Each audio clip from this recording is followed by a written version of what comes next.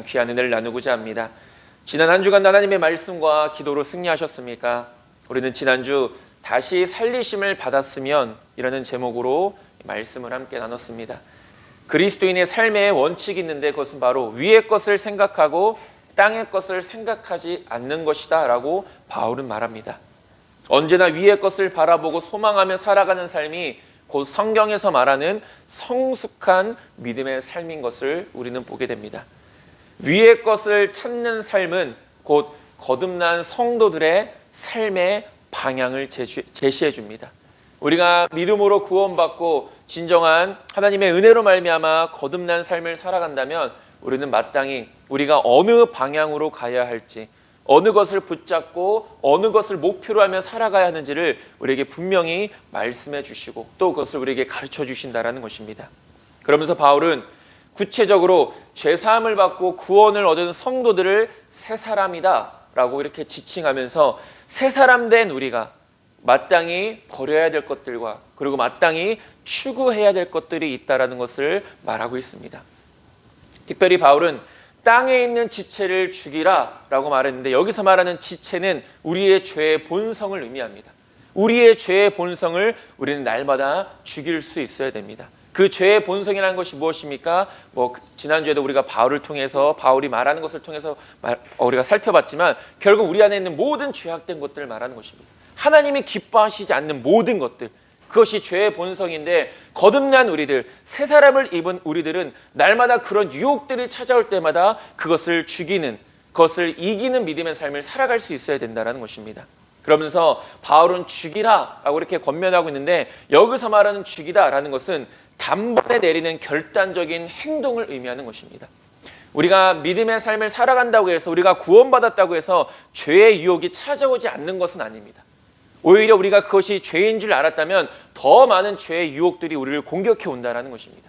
그런 죄의 공격들 앞에 섰을 때 우리는 그 죄의 유혹들을 죽이는 단번에 내리는 결단적인 행동을 해야만 우리가 새 사람으로서의 합당한 삶을, 하나님이 보시기에 합당한 믿음의 삶을 살아갈 수 있게 된다는 것입니다. 또한 바울은 성도가 마땅히 갖추어야 될 믿음의 모습이 있다라고 설명하면서 새 사람, 곧 하나님의 성품을 닮아가는 것이다 라고 이렇게 말합니다. 새 사람이라는 것은 무엇입니까? 하나님의 성품을 닮아가는 것, 예수님의 발자취를 따라가는 것, 예수님께서 이 땅 가운데 육신의 몸을 입고 오셔서 우리에게 친히 보여주셨던 그 믿음의 삶을 닮아가는 것이 바로 새 사람이라는 것입니다. 이 모든 것을 가능케 하시는 것은 내 안에 그리스도의 평강을 통해서라는 것입니다. 내 힘으로 하는 것이 아니라, 내 능력으로 하는 것이 아니라 내 안에 계신 그리스도의 평강을 통하여서. 저와 여러분들은 구원받은 새 사람들인 줄 믿습니다. 저와 여러분들은 구원의 확신을 붙들며 살아가는 자들인 줄 믿습니다. 그렇다면 땅의 것이 아닌 위의 것을 소망하고 늘 하나님의 성품을 닮아가게 힘쓰며 살아갈 수 있는 저와 여러분들 모두가 될 수 있게 되기를 주님의 이름으로 축원드립니다.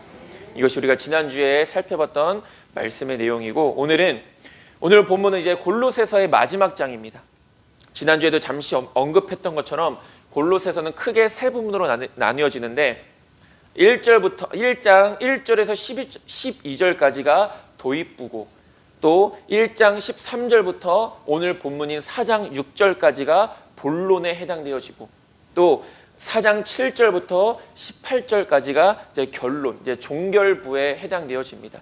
그 본론에서도 우리가 전반부, 후반부가 나뉘어졌다라고 말씀을 나누지 않았습니까? 무엇보다 오늘 본문은 오늘 본론 전체의 마지막 부분으로서 바울은 두 가지를 이야기합니다.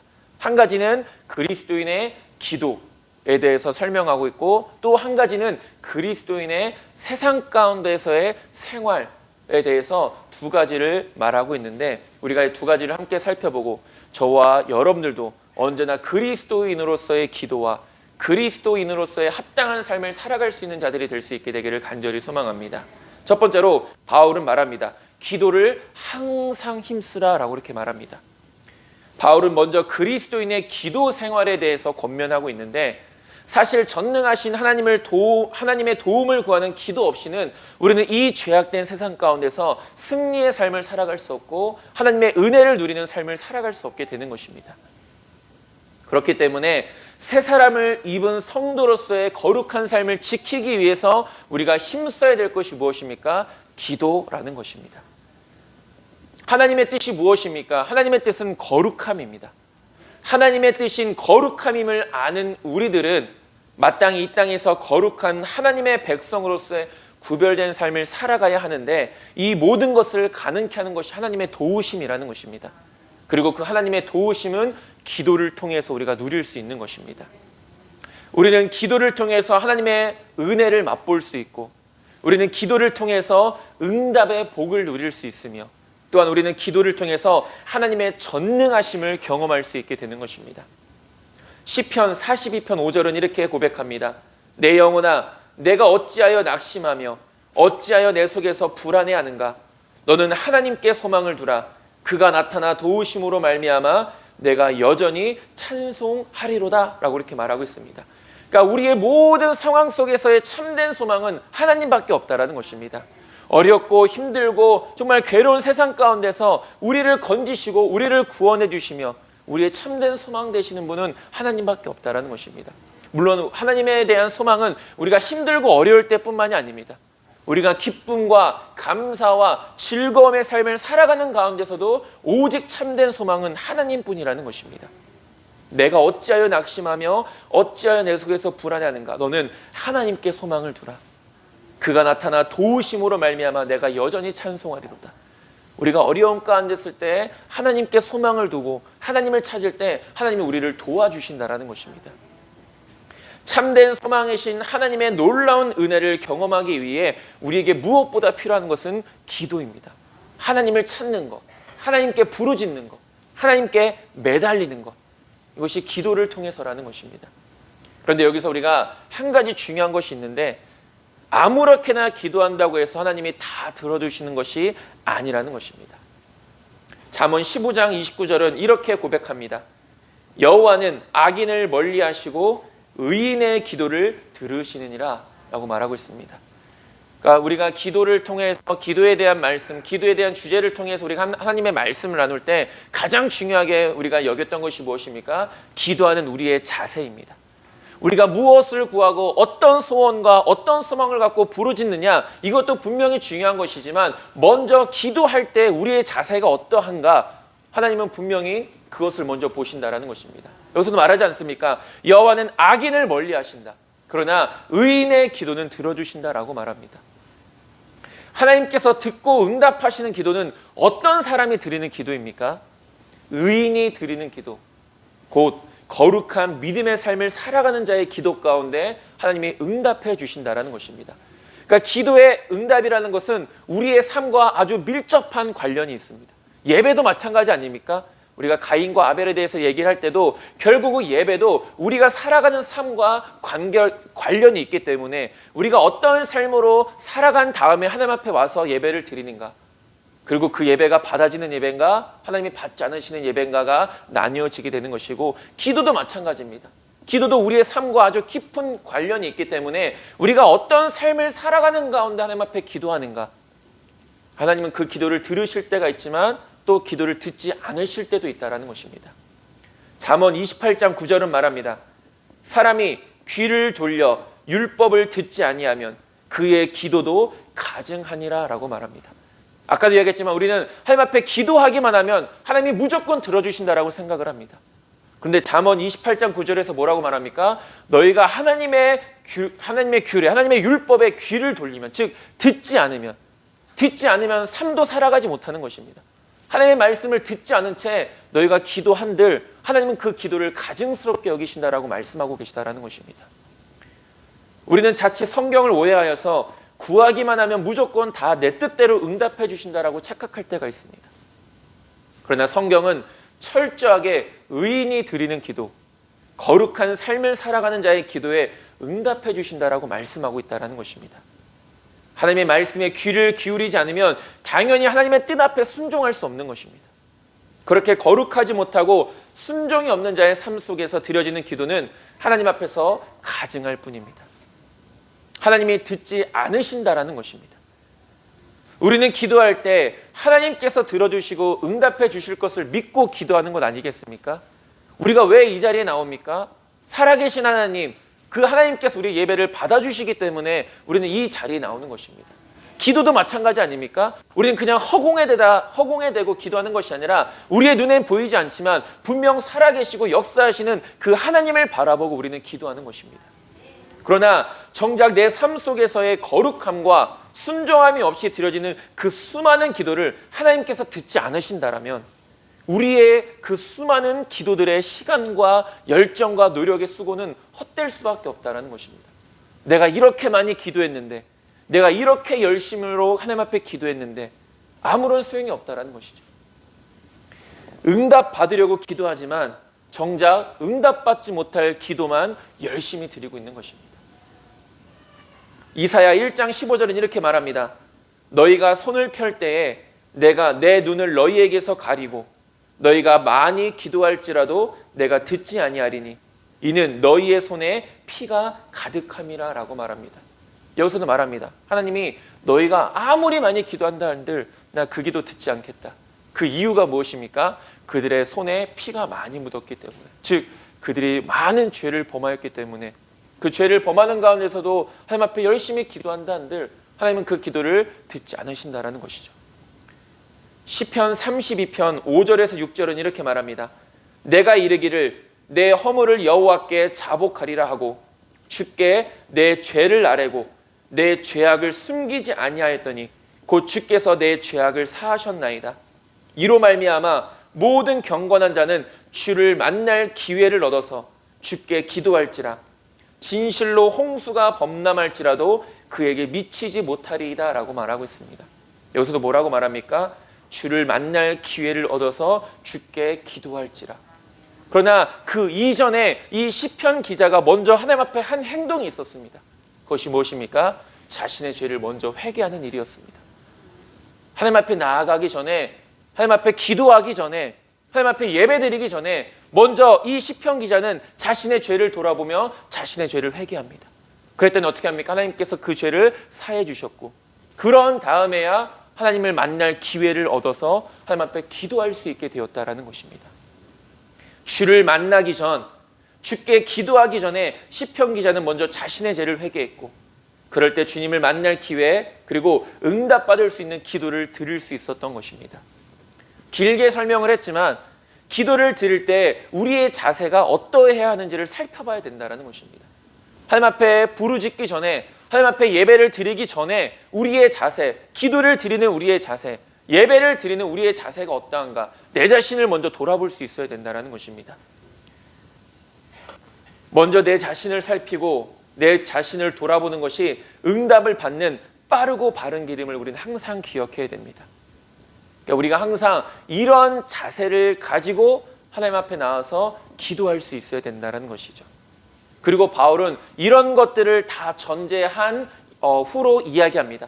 이러한 상태 가운데서 오늘 바울은 우리가 어떻게 기도해야 된다라고 말하고 있습니까? 기도를 항상 힘쓰라 라고 이렇게 말하고 있다는 것입니다. 이런 상태 가운데서, 이런 우리의 자세 가운데서. 개역개정 성경에는 기도를 계속하라 라고 말하고 있지만 그 개역 한글, 그러니까 그 개역개정 전에 개역 한글 성경은 기도를 항상 힘쓰라 라고 이렇게 기록하고 있습니다. 그러니까 기도를 계속하라 라는 것도 틀린 표현은 아니지만 그 정도에 있어서 기도를 항상 힘쓰라가 조금 더 영향력 있는, 조금 더 힘이 있는 그런 주장이 되어지는 것이죠. 헬라어로 직역을 하면 너희들은 굳게 계속하라 라는 이런 의미가 있다는 것입니다. 굳게, 그러니까 굳게라는 것은 결국은 무엇입니까? 흔들리지 말고 계속하라는 것입니다. 우리는 기도할 때 많이 흔들립니다. 기도할 때 많이 의심하게 되죠. 그리고 기도하는 가운데 많은 좌절을 겪게 됩니다. 왜 그렇습니까? 내가 뜻하는 대로 응답되지 않을 때, 내가 원하는 때, 그 시간에 그때 응답되지 않았을 때 우리는 기도하다가 좌절하게 되고 기도하다가 낙심하게 됩니다. 근데 성경은 뭐라고 말합니까? 굳게 계속하라. 흔들리지 말고 계속하라 라고 말하고 있는 것입니다. 물론 성경에서도 말하고 있는 것처럼 우리가 정욕으로 쓰려고 잘못 구하는 것들에 대해서는 하나님께서 응답해 주시지 않지만 하나님의 선하신 뜻 안에서 부르짖는 우리들의 그 간절한 기도는 우리가 흔들리지 않아야 되고 굳게 계속해 나갈 수 있어야 된다는 것입니다. 왜 그렇습니까? 그것이 하나님의 뜻이라면 반드시 하나님의 때에 하나님의 방법으로 역사되기 때문입니다. 끈기를 가지고 지속적으로 행하는 것을 의미하는데, 이것은 우리가 응답을 받을 때까지 계속해서 기도해야 된다라는 이런 의미도 되어지지만, 기도를 게을리해서는 안 된다라는 이런 의미도 되어진다는 것입니다. 응답받을 때까지 기도해야 되지만, 그러나 우리는 계속해서 끈기를 가지고 기도해야 된다. 에베소서 6장 18절은 말합니다. 모든 기도와 간구를 하되 항상 성령 안에서 기도하고 이를 위하여 깨어 구하기를 항상 힘쓰며 여러 성도를 위하여 구하라 라고 말합니다. 여기서도 말하고 있는 것이 무엇입니까? 깨어 구하기를 항상 힘쓰라는 것입니다. 굳게 계속하라. 응답 받을 때까지 하고 기도에 게으르지 말아라 라고 그렇게 말하고 있다는 것입니다. 항상 기도했다라는 이 성경 구절은 여기에만 국한되어 있는 것이 아니라 성경 전체에 기록되어 있습니다. 우리가 쉽게 예수님께서도 말씀하십니다. 누가복음 21장 36절에서 이러므로 너희는 장차 올 이 모든 일을 능히 피하고 인자 앞에 서도록 항상 기도하며 깨어 있으라 하시니라 라고 말합니다. 예수님도 뭐라고 말씀하십니까? 항상 기도하며 깨어 있으라. 여기서도 그 기도라는 것은 굳게 계속하라. 흔들리지 말고 포기하지 말고 응답 되어질 때까지 하라. 그리고 기도를 게을리하지 말아라 라는 의미에서 예수님도 항상 기도하라고 말씀하셨다는 것입니다. 사무엘 선지자는 이스라엘 백성들을 향하여 이렇게 고백합니다. 사무엘상 12장 23절에서 나는 너희를 위하여 기도하기를 쉬는 죄를 여호와 앞에 결단코 범하지 아니하고 선하고 의로운 길을 너희에게 가르칠 것인즉 이라고 말합니다. 여기서도 기도하는 죄를 기도를 쉬는 죄를 범하지 않겠다라고 사무엘 선지자가 이렇게 말했던 것은 다른 이유가 아닌 자신의 소원, 자신의 기도 제목을 반드시 이루겠다 이런 의미가 아닌 이스라엘 백성들이 의롭고 바른 길을 나갈 수 있도록 내가 쉬지 않고 기도하겠다 이런 의미가 되어지는 것입니다. 그들이 선하고 의로운 길을 걸어갈 수 있도록 그러기 위해서 사무엘 선지자는 그들을 위해서 기도를 쉬지 않겠다라고 고백한 것이죠. 데살로니가전서 5장 16절에서 18절은 이렇게 말합니다. 항상 기뻐하라, 쉬지 말고 기도하라, 범사에 감사하라. 이것이 그리스도 예수 안에서 너희를 향하신 하나님의 뜻이니라 라고 말합니다. 우리가 예전에 우스갯소리로 쉬지 말고 기도하라, 어떻게 쉬지 않고 기도하느냐 이렇게 우스갯소리로 얘기를 했었지만, 여기서 쉬지 말고 기도하라 라는 것은 정말로 24시간 내내 쉬지 않고 기도하라 이런 의미가 아니라는 것을 이제는 우리가 너무나도 잘 알고 있습니다. 그러니까 주기적으로 계속해서 기도하라 이런 의미가 되어지는 것입니다. 잘 알고 있는 것처럼 유대인들은 하루에 3번씩 기도했습니다. 오전, 오후, 저녁. 그들은 정해진 시간에 꼭 성전에 가서 하나님 앞에 기도했는데, 우리가 사도행전 3장 1절에 나올 때 베드로와 요한이 그들이 어떤 일을 하러 갔을 때 날 때부터 걷지 못했던 사람을 고치는 역사를 나타나게 됩니까? 기도하러 갈 때.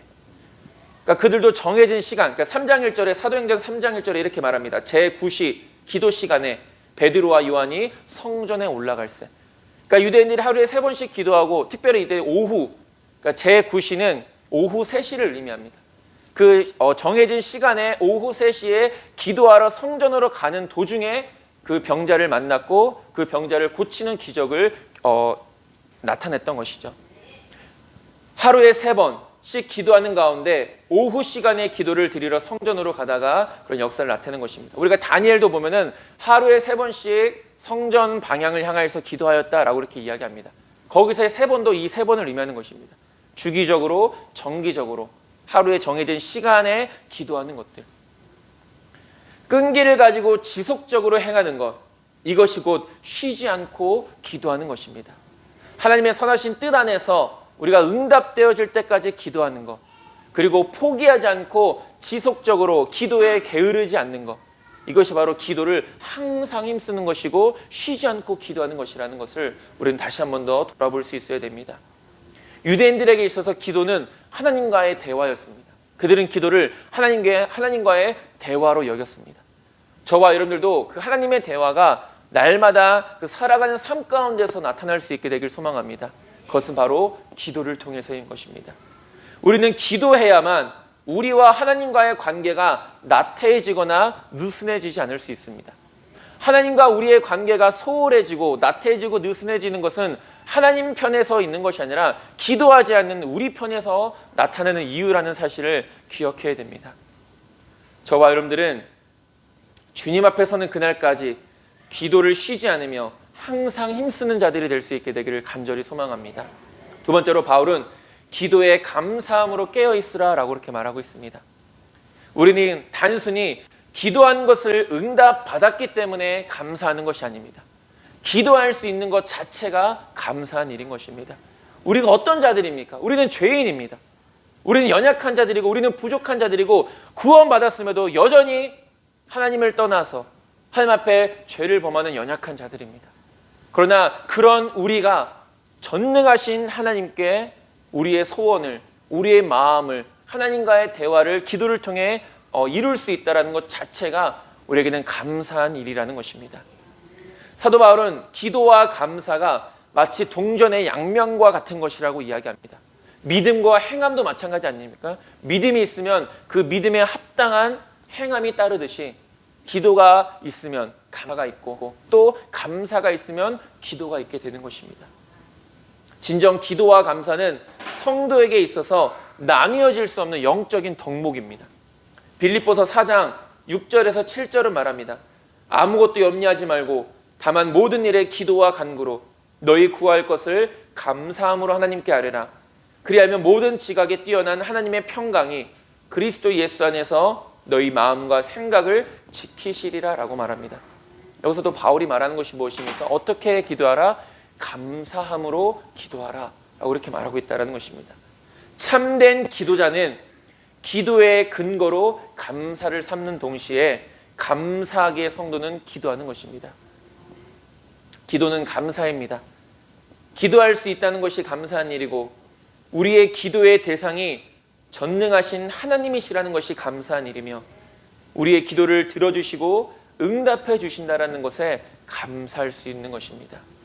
저와 여러분들의 기도는 항상 감사함으로 드려지는 기도가 될 수 있게 되기를 간절히 소망합니다. 세 번째로 우리를 위하여 기도하라 라고 이렇게 말합니다. 우리를 위하여.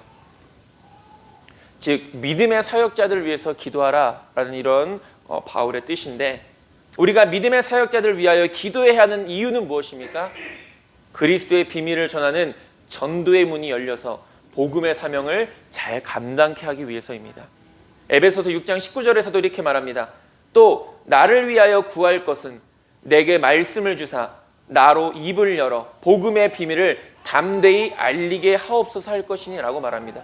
기도의 이유가 나를 위해서 기도해라. 내가 잘 되고 내가 복 받고 이런 것들도 분명히 중요한 일이지만 믿음의 사명자들, 복음을 전파하는 전도자들을 위해서 기도해야 될 가장 첫 번째 기도 제목이 무엇입니까? 그들의 입을 열어서 예수 그리스도의 그 복음의 비밀, 그것을 세상 사람들에게 온전히 전하게 하기 위하여 그들을 위해서 기도하라 라고 이렇게 말하고 있다는 것입니다. 그러나 여기서 중요한 것은 바울은 일방적으로 골로새 교회 성도들에게 믿음의 사역자들인 바울이나 에바브라나 디모데를 위해서 기도해라 라고 말한 것뿐만이 아니라 자신들 또한 바울 자신도 골로새 교회 성도들 향해서 기도한다라고 말하고 있다는 것입니다.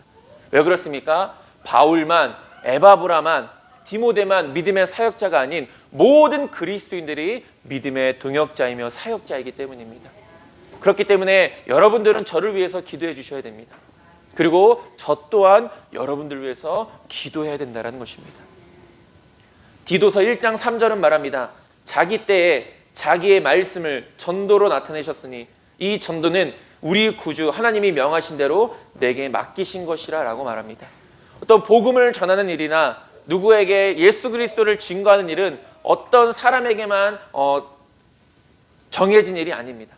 목회자에게만 어떤 교회의 어떤 사역자들에게만 주어진 사명이 아니라는 것입니다. 모든 믿음의 사람들에게 주어진 사명인 것입니다. 저도 복음 전도자이고 여러분들도 복음을 위한 전도자인 것입니다.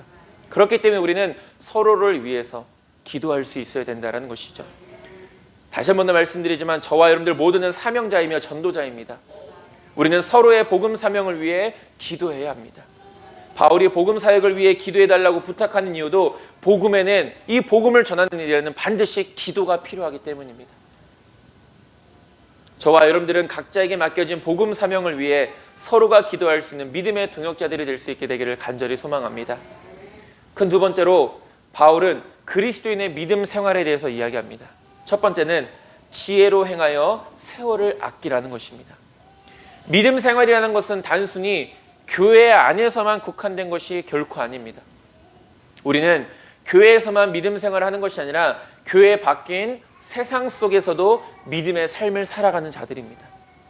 그렇기 때문에 교회 안에서만 서로에게 선한 영향력을 끼치는 것이 아닌 세상 밖, 즉 믿지 않는 사람들에게도 믿음의 선한 영향력을 끼칠 수 있어야 된다는 것입니다. 그래서 바울은 말합니다. 오늘 본문에서도 바울이 3절에서 이렇게 말합니다.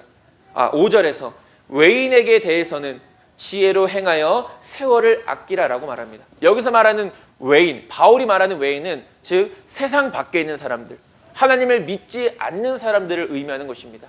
그런 사람들을 만나고 그런 사람들과 교제할 때 우리 믿음의 사람들은 어떻게 그들과 만나고 어떻게 그들에게 복음을 전하고 어떻게 그들과 교제해야 됩니까? 지혜롭게 행하며 또 세월을 아끼며 그들과 만나고 그들에게 복음을 전하고 그들과 교제할 수 있어야 된다는 것입니다. 뒤에서도 살펴보겠지만 왜 우리 그리스도인들은 그런 사명을 감당해야 됩니까? 복음의 문이 열리게 하기 위해서라는 것입니다. 특별히 이는 복음을 전하는 복음의 사명자들이 외인, 곧 믿지 않는 사람들에게 복음을 전하기 위해 갖추어야 될 자세를 말하고 있는 것입니다. 단순히 세상에서 지혜롭게 살아가고 세월을 아끼며 살아가는 것만을 의미하는 것이 아니라 복음을 전하는 우리들이 믿지 않는 사람들을 만났을 때 그들에게 어떻게 복음을 전해야 하는가를 그거에 대해서 바울이 말하고 있다는 것이죠. 지혜로 행하라는 것은 지혜로운 방법 가운데 행하는 것을 의미하는 것입니다.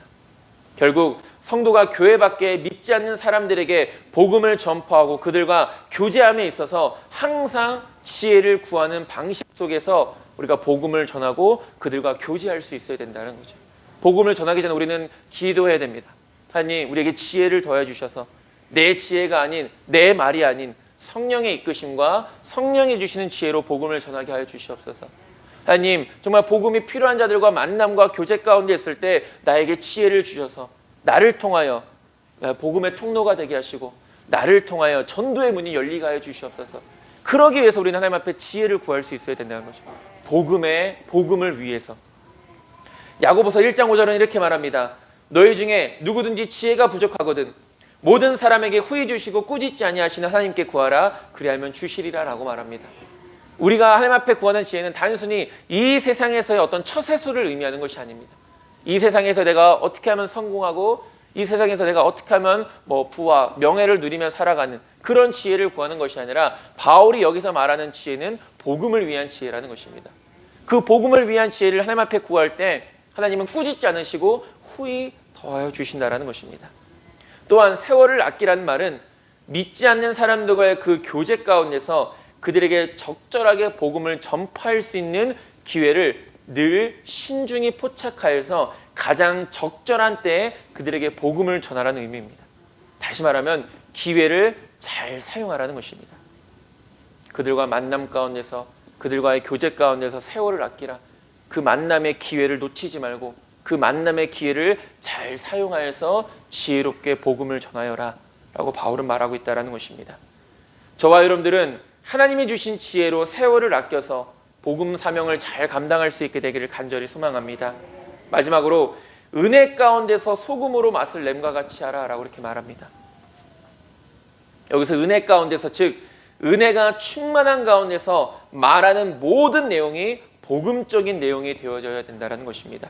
6절에서 말합니다. 너희 말을 항상 은혜 가운데서 우리가 말을 할 때 어떻게 해야 된다는 것입니까? 은혜롭게 해야 된다는 것입니다. 특별히 누구 앞에 섰을 때 믿지 않는 사람들 앞에 섰을 때 외인들을 만났을 때 그들에게 복음을 전할 때 우리는 은혜로운 말을 해야 된다는 것입니다. 그리고 또 뭐라고 말합니까? 소금으로 맛을 냄과 같이 하라 라고 이렇게 말하고 있다는 것입니다. 베드로전서 4장 11절은 말합니다.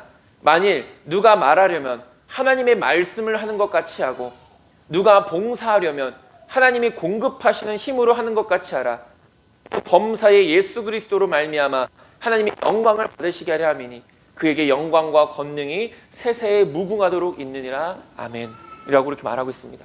뭐라고 말합니까? 누가 말하려면 하나님의 말씀을 하는 것 같이, 오늘 말씀에 비유하자면 은혜로운 말을 하라라는 것입니다.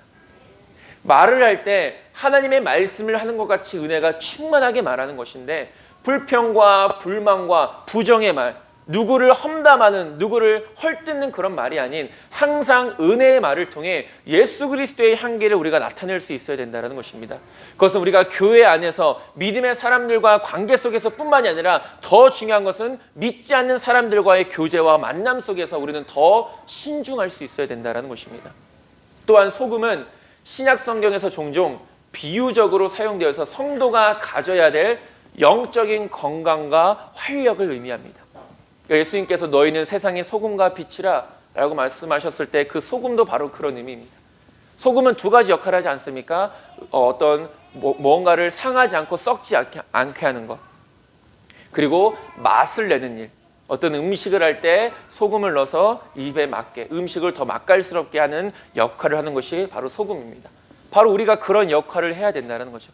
믿음의 사람들이 세상 속에서, 믿지 않는 사람들과의 만남과 교제 속에서 우리 믿음의 사람들이 그들을 만날 때 그들에게 은혜로운 말을 하고 소금과 같이 정말 그리스도의 향기가 그들을 기쁘게 하는 우리의 믿음의 삶이 될 수 있어야 된다는 것입니다. 결국 이 모든 일의 이유는 무엇입니까? 우리가 지혜롭게 행하며 또 세월을 아끼고 은혜로운 말을 하며 또 소금이 맛을냄과 같이 우리가 그렇게 살아가야 하는 이유, 바로 그들에게 복음을 전하기 위해서라는 것입니다. 만약 우리가 믿지 않는 사람들보다 더 못한 삶을, 더 정직하지 못한 삶을, 더 양심적이지 않는 삶을 살아간다면 우리가 아무리 그들 세상 사람들에게 복음을 전한다 한들, 아무리 교회가 세상 가운데 복음을 외친다 한들 세상 사람들은 그 복음을 듣지 않습니다. 왜 그렇습니까? 교회가, 믿음의 사람들이 온전한 모습이 아니기 때문입니다. 지혜롭게 행하거나 세월을 아끼거나 은혜로운 말을 하거나 또 소금과 같이 맛을 내지 못하는 교회와 그리스도인들의 삶 가운데서 전해지는 복음은 세상 사람들에게 좋은 영향력을 끼칠 수 없다라는 것이죠. 전도의 문을 열기 위해서, 즉 복음을 전하기 위해서 저와 여러분들은 세상 속에서 이런 믿음의 삶을 살아가는 자들이 되어지기를 간절히 소망합니다. 말씀을 정리하겠습니다. 우리는 항상 기도해야 합니다. 기도로 깨어 있어야 합니다. 그리고 기도할 수 있음에 항상 감사하며 또한 감사함으로 기도해야 합니다. 복음의 사명자들인 서로를 위해서 우리는 기도해 줄 수 있어야 됩니다. 세상 사람들에게 지혜롭게 행하고 세월을 아끼며 은혜 가운데서 소금으로 맛을 냄과 같이 선한 영향력을 끼칠 수 있어야 됩니다. 이 모든 일의 이유는 바로 복음을 위해서라는 것입니다. 다시 한 번 더 말씀드리지만 우리 하늘빛 교회는, 물론 이 땅의 모든 교회들도 마찬가지지만 우리 하늘빛 교회는 복음을 위해서 세워진 교회인 줄 믿습니다. 저와 여러분들은 복음을 위해서 부름받은 자들인 줄 믿습니다. 은혜로운 입술을 통하여, 거룩한 삶을 통하여 항상 생명이시며 구원이신 예수 그리스도를 증거하는 저와 여러분들 될 수 있게 되기를 주님의 이름으로 축원드립니다. 기도하겠습니다. 하나님, 우리들 날마다 기도하며 살아가게 하여 주시옵소서. 또한 우리 믿음의 사명자들인 서로를 위해서 기도하게 하시고 세상 속에서의 그리스도인다운 믿음의 삶을 항상 살아감으로 말미암아 우리 하늘빛 교회 모든 성도님들, 무엇보다 우리 하늘빛 교회가 이 세상 속에서 믿지 않는 수많은 사람들을 하나님께로 인도하는 복음의 통로가 되어줄 수 있도록 인도하여 주시옵소서. 예수님의 이름으로 기도드립니다. 아멘.